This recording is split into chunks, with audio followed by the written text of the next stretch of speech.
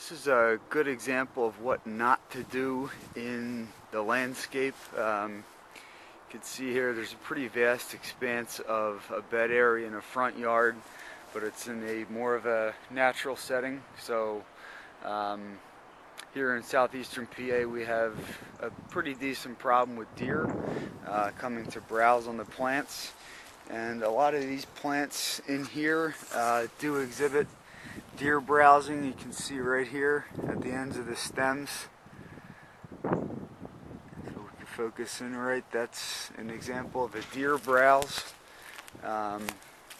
Here's another example of a plant that has been browsed and essentially killed by deer. There's 1, 2, 3, almost 4, 5. This is a great example of deer browsing. You can see right here the kind of grayish brown.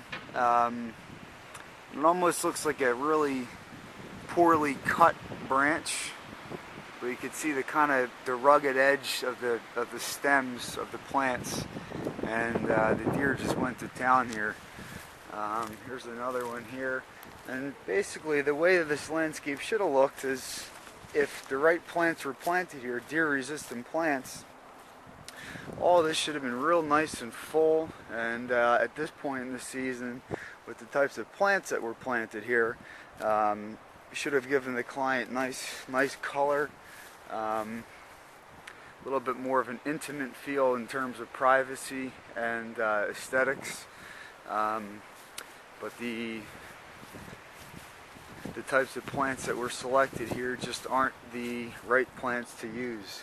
The other good example here of what not to do is to always take a soil test.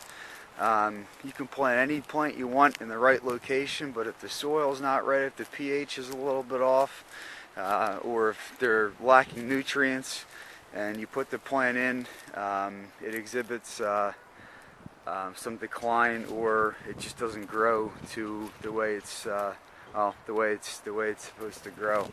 So what we are going to do here, Orser Landscaping, is take an inventory of what types of plants that the deer have browsed on, and also take soil samples of different areas on the property, in the beds and in the turf. And we have an in-house soil testing system, so we will test that for the proper nutrients and the pH levels, and then suggest to the client what needs to be done in order to correct this. If there is any conditions in the soil that aren't optimal for plants, we would come in and amend the soil, and then come in and plant deer-resistant plants. So again, as you can see here at this point,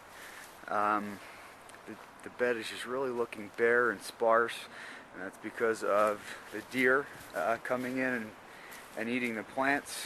And as well, there might be some soil conditions here that really aren't ideal for the types of plants to be put in here. The other issue is that these big mature looking trees a lot of times suck up the nutrients that these smaller plants need to grow and thrive. So again, proper plant selection.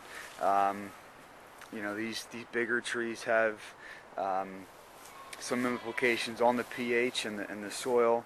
So again, we would come in here based on the soil results and amend the soil to where they need be to get these plants growing. And what we're going to do is just come in and, all these plants have to get ripped out. You can see here another one, just a great example of a deer browsing on the plant, and this is what it looks like when the deer browses on a plant right here. So if you have any concerns and issues about deer browsing on your plants, or if you think your plants have them browsed, give Orser Landscaping a call, and we'll gladly come out to assess your plants.